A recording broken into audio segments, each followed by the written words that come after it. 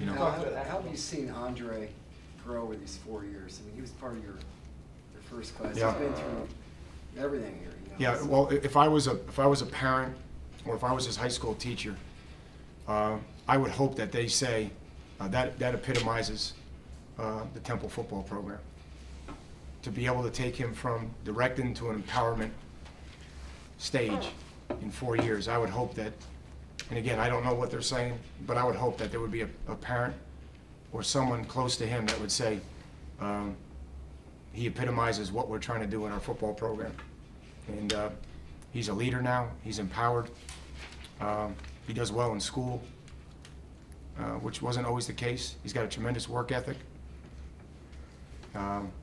I mean, you can't say enough about him.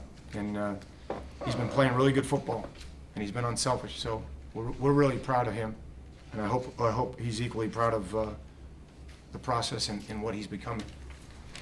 After the win last week, you basically said that, the media had said, all these wins coming up to that point, those were the games, and you said that last week's win, that was it.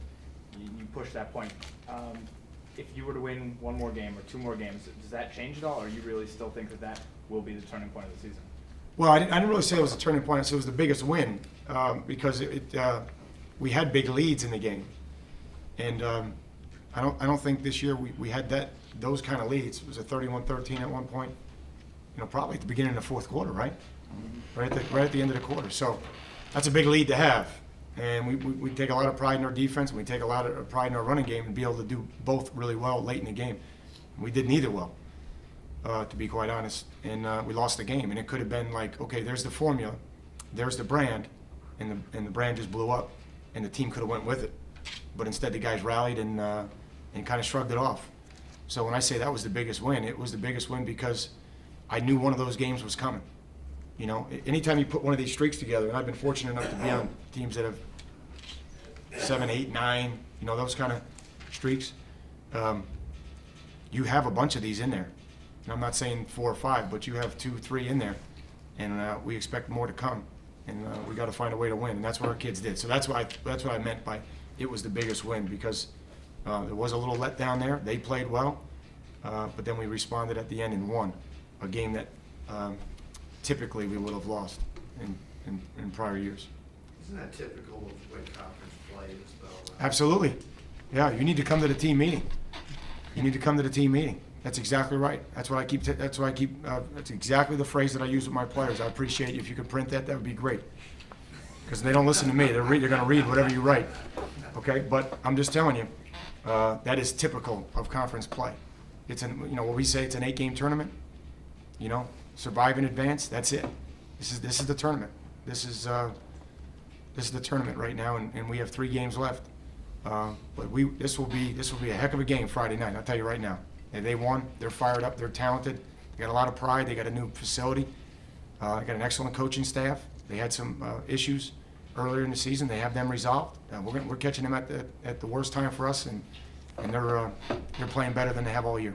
Can you talk about last game? Not only Bernard's impact in the game as a whole, but that last drive when you were trying to punch it in, trying to get the 6. Obviously, ended up with the field goal. What was the impact that he had, and then obviously he wasn't able to punch it in? What was going through your head? Well, number one, it's the trust to give him the ball. It's the trust to hand him the ball. And all the coaches I've been around would say the same thing in that position. And again, no matter what anybody says about coaching a game in that situation, the last thing anybody wants to do is have the ball exchange hands a bunch of time, meaning snap, punt, kick, whatever it is. So always, if you can run it in, that would be your first choice. So. We tried to give it a shot. We didn't get it. I wanted to, I ran down there and took the clock down because I wanted to kick it on 3rd down. So if something happened, we'd have a chance to kick it again on 4th down. So, but we're giving him the ball down in there, and more often than not, he punches those in. He didn't punch it in, so we kicked the field goal. So we went from one freshman to another there, and we're pleased with the way Brandon came in and kicked it. Can you talk about what John Palumbo's meant to your line? I mean, he stepped in where you had your line had struggled over the past couple of years, but Alex was providing some stability there. John steps in. I believe he had the knee injury in high school, and he's really kind of just come in and played really, really well for you guys to kind of help things down there. Yeah. Well, we're pleased with John. First of all, John's very, very very bright, and he's tough, and he's a good athlete. You know, he's a basketball player in high school. You know, he's in that 305, 308 range now, so that gives us more size at the center spot than we had. You know, Alex was 290 with his helmet on, but the rest of the group responds to John. You know, John's just got to work on being consistent a little bit more on a daily basis and staying with the preparation. You know, being the same guy every day in terms of his preparation. And if we can get him to do that, I think he's going to be a really good center. But I think he's having a really good year at center, to be honest with you. And we got to continue to play well down the stretch. He's got to be a leader of that group.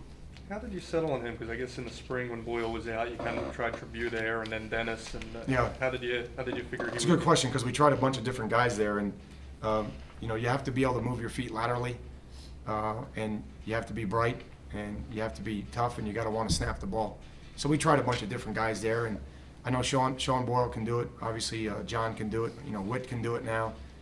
Derek Dennis, if he wasn't injured, he could do it. But we ended up having some injuries in training camp, moved some guys around, and John was willing to do it, and John wanted to be a starter, and really he epitomizes what we're trying to get done with the team right now, just to be unselfish.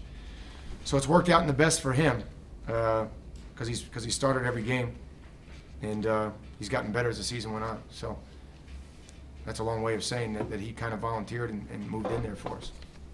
Coach, what did you mean when you said that you playing Akron at the worst time for you? Well, just meaning that they're playing their best. They're playing good football right now. That was a good game they played the other day. Very balanced on offense. As I said yesterday, I think they run really well on defense. They're probably the fastest defense we've seen. And you know, whatever the issues were early, the issues are gone. You know, they've settled down now, and they're playing their best football right now, and that's going to be a challenge. And I have a lot of respect for JD. He knows that, and the staff that he's put together there. And that's what the challenge is going to be. They have a lot of kids on that team that are talented, that have a lot of experience, all conference type players, and they give you a lot of different challenges on offense, defense, and special teams. So that's where we're at. Didn't see much of Jason Harper on Thursday night. Was he hampered in any way, or is that just other guys earning some playing Yep. time? No, he's been a little bit slowed by an injury. We'll hope he'll be full go Friday, but it just wasn't working for him, so we didn't play him very much. Coach, you talked about their defense. Can you talk about 34 Wagner? He has 2 times as many tackles as anybody else on their team. He leads the MAC. Yeah, well, he's good. You can pick him, but he's good. He's got some range, meaning he's long. You know, in 6'1.5", 6'2". He's 220. He makes a lot of plays on the backside. You know, when the ball goes away from him, they like to pressure him a lot of times, and he's a really good football player. You know, they have a lot of good football players on that defense. Right now, he's one of the flag carriers. He's one of the leaders, along with Sewell. So, you know, he's the kind of guy that you want to have in the middle. And obviously, he's young. You're going to have him for 3 more years after this. So he's a heck of a player. Al, they played, Pierce's high school team played a lot of wing T, so there's a lot of balance, and he never got over 26 carries in any one game during his high school career. He's had 40 a couple times. When did you know he was going to be durable enough to carry the ball that many times? Yeah, I don't know. I mean, if he carried it 40 times in high school, he would have been starting in the Big 33 game. You know what I mean? So I'm glad he didn't. I'm glad he wasn't invited. You know what I mean? But a lot of our guys weren't invited, you know, this year, which was odd. But in his case, we had a lot of concerns about his durability because his conditioning was awful in August, and the conditioning. Then he injured his knee, and then we were caught in the clearinghouse, you know, cycle, which made it hard, and all that ends up to he's really not ready to go till Game 3, which was unfortunate for our team, but it wasn't the reason we lost the first 2. It was just unfortunate for him. It was unfortunate for our team, but he's definitely in condition now, and the thing that I'm excited about is his carries are high. His carries are high, but his overall reps are low. His overall reps are low. You know, if he's carrying it 40 times, then, you know, generally he's in there 45 plays. So overall his reps are low. I don't think he's over 350 for the season. We have guys at 700 right now on our team.